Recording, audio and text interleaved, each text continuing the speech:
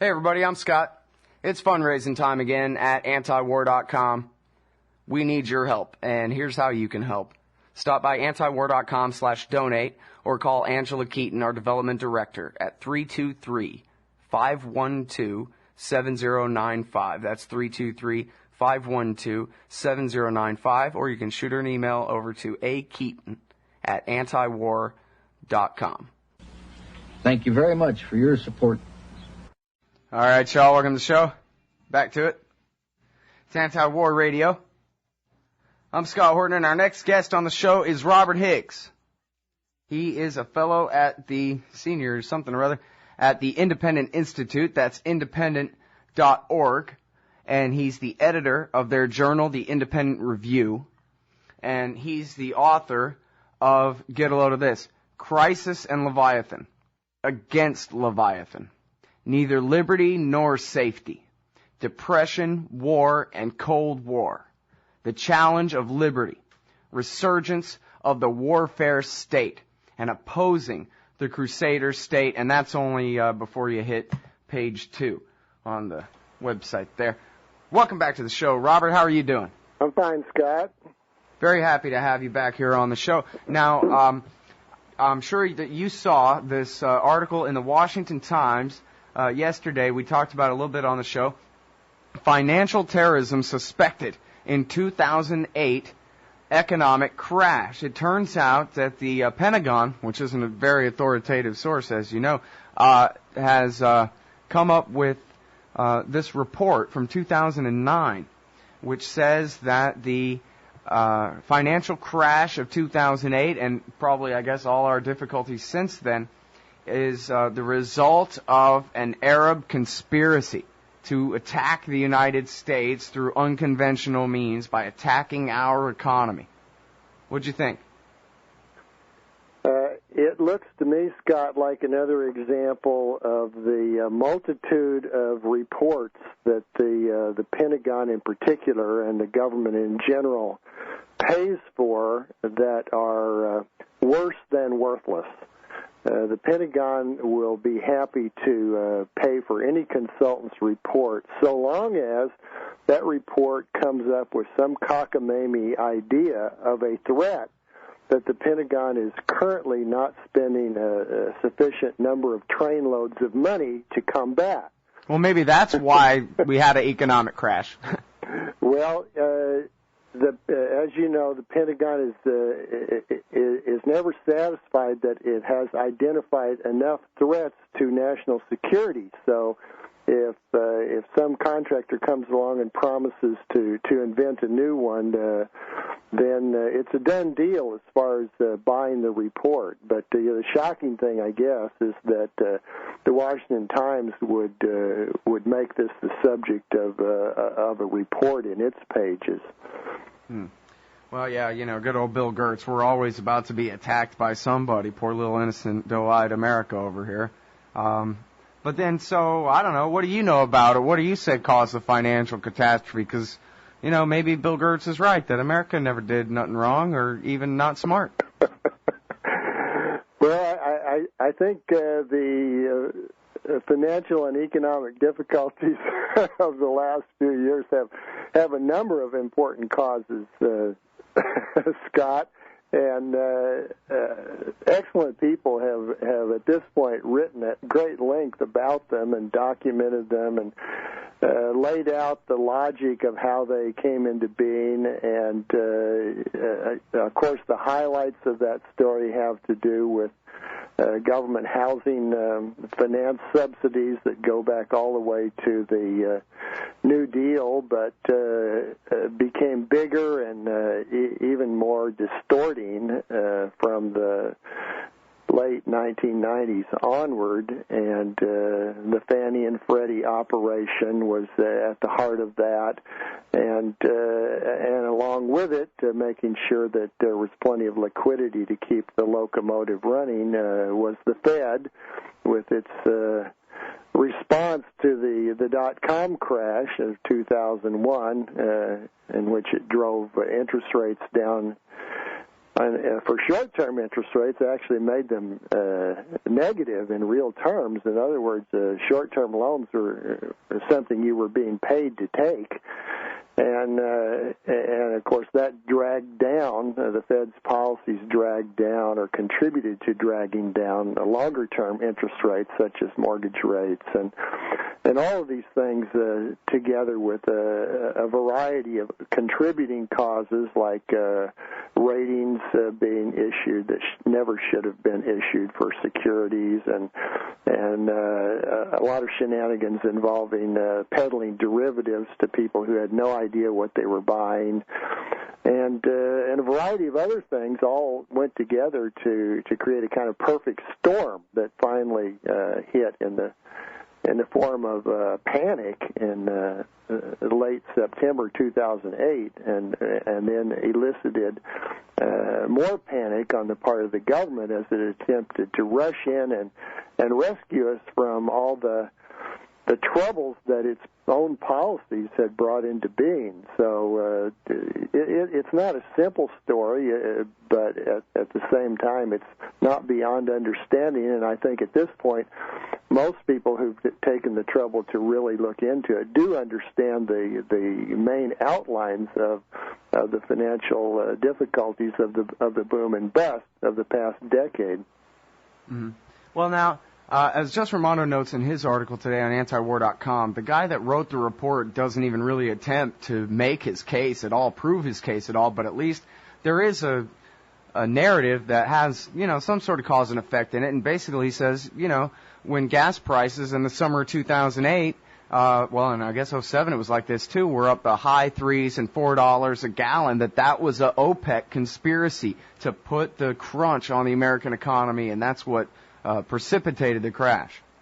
Yeah, one of the interesting things, Scott, about conspiracies that are said to lie behind big run-ups in gasoline prices is that somehow no one brings forth conspiracy theories when later gasoline prices plummet, as they did afterwards.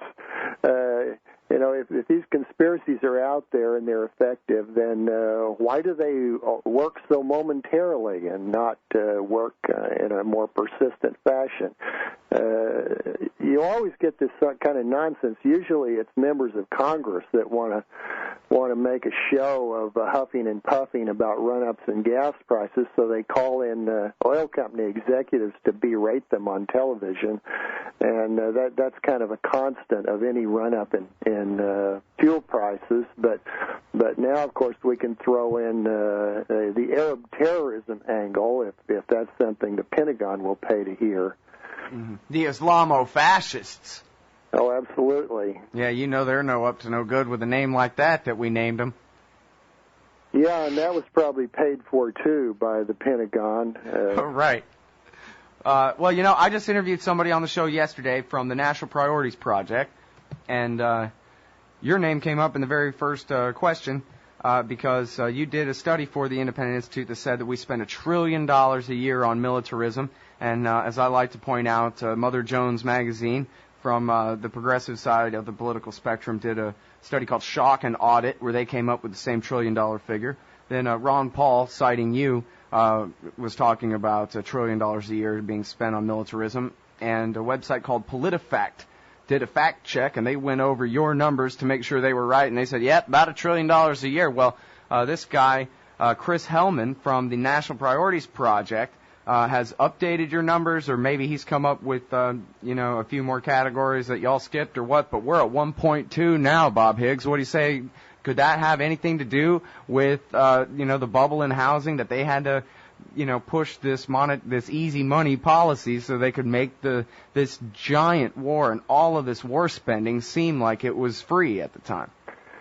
Well, one of the things that happened, Scott, when the Bush administration got rolling with its war on terror after 9/11 was that the Bush administration, for political reasons, couldn't simply throw all the money it wanted to throw at the Pentagon and the intelligence agencies and the rest of the so-called national security apparatus. So it basically cut in practically every other part of the government in order to sort of politically spread the wealth around and get Congress to come along, which Congress did very happily. Of course, this meant that the government began to run big deficits in its budget. After, you may recall, the Clinton administration had more or less balanced the budget in its second term. And so that was very short-lived, and the Bush administration started running the huge deficits again. And, of course, when the government is conducting policy like that, it very much needs help from the Fed, lest it force interest rates higher, and that, of course, creates all kinds of complaint from a variety of special interest groups well represented in Congress. So the Fed came along and conducted a quite accommodating monetary policy. At the same time, it was holding interest rates down. As I mentioned, it was allowing money stock to run up at about 3 times the rate that real output was rising in the years from 2002 to 2006 or so. And that meant that, yes, the war on terror was being accommodated by the Fed, but at the same time, you could say that all the other government spending was being accommodated from the same source. So I think it's very often the case that the federal government's way of making a choice is not to make the choice, but to simply create purchasing power with the Fed's help out of nowhere, and then use that purchasing power to spend more than it's taking in taxes. Mm-hmm. Well, but they had to not only bribe the Democrats, which is easy enough, but the American people, too, got checks in the mail for $300 for, 2-3 years in a row, this stimulus money. The war is going to be free. Oil will pay for it. And, in fact, here everybody now gets one big food stamp a year. Isn't that nice? Well, of course, if we're all making money, I guess war is good for the economy. If the government were not in a position to run these big deficits, I mean, in retrospect, they don't look big anymore, do they? Since the last 3 years have really put them in the shade. But at the time, they were very big by historical standards, and the Bush administration was able to avoid the necessity of making the public choose, in effect. If the deficits hadn't been run with help from the Fed, then people would have been much more aware of what that military buildup was costing them. But as usual, the government likes to conduct policies in a way that befog what is actually being done. Now, of course, people were still making sacrifices. It's just that they were not as aware of making them as they would have been had a balanced budget policy been carried out along with a run-up in military spending. Mm-hmm. So, I mean, really, it seems like as an economist, I'm a great anti-war guy. I'm not, all that well-versed in this. But it seems like really, no matter what the central bank or the Congress or whatever these people do with all their smoke and mirrors, eventually the pain comes due. And so if we're standing in the unemployment line, that, in a sense, is we're paying our war tax from 2003 from a certain point of view. Well, whenever the government carries out bad fiscal and monetary policies, there will be consequences. That's where the economics comes into play. You can't carry out these bad policies and just get away with it by waving your hands. Eventually, the consequences will be felt, and in our case, the consequences have been felt in all sorts of ways, beginning with the housing bust in 2006, and then that sweeping into all kinds of financial troubles, and then those dragging down the general economy. So we end up here as a result of this easy living at the hands of the Treasury and the Fed between 2002 and 2006. we end up with at least 5 years of hard times and maybe 10 years. At this point, it's very difficult to say how long it's going to be before the government finally rights itself and gets back to something like genuine growth and a decent level of employment. Well, and it seems like even though it's really a time of so-called correction and contraction and liquidation of bad debts, they also keep continuing to inflate. And just in the last week, I've spoken with Ron Paul and with Charles Goyette on the show, both of whom said that they think that because the global food sales are denominated in dollars, just like the oil is, that, for example, Egypt imports a huge percentage of the wheat that they consume, that kind of thing, that it's Ben Bernanke's inflation, the stimulus and the Obama fiscal and monetary inflation to make up for the last correction from all the inflation before that, that's now causing the Middle East to go up in flames. Well, it's true that the government's go up in peace. The government's response to the housing bust and the financial debacle has been not to allow the restructuring that is required to get the economy operating well again, to clear away all of these malinvestments and allow bankruptcies where firms are actually insolvent, including big banks insolvent. Instead of allowing those kinds of corrections, the Treasury and the Fed have done everything they could think of to do to prevent them or slow them down. And by doing that, they've guaranteed that the process of correction is going to take much, much longer, and the period during which we endure slow growth or no growth will be longer and longer. So the government's way of dealing with these troubles, which are largely the product of government policy in the first place, has guaranteed that they persist. And one of the upshots of this is that this fighting against the restructuring has led us to these quantitative easing episodes on the part of the Fed, and this has meant, of course, that the dollar's been driven down on international exchanges, and that creates these difficulties you mentioned for people in the third world who need to use dollars to pay for fuel and for foodstuffs.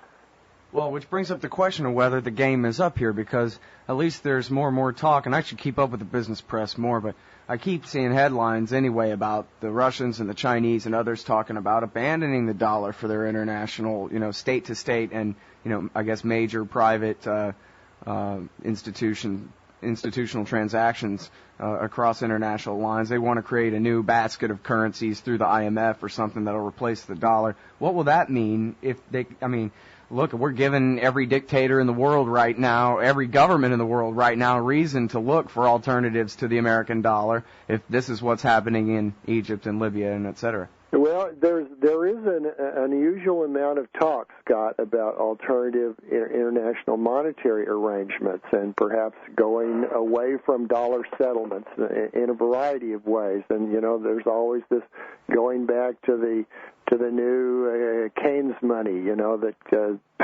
never quite got created after World War II. But the difficulty, one, is getting enough important players in the world to agree about how they want to do this.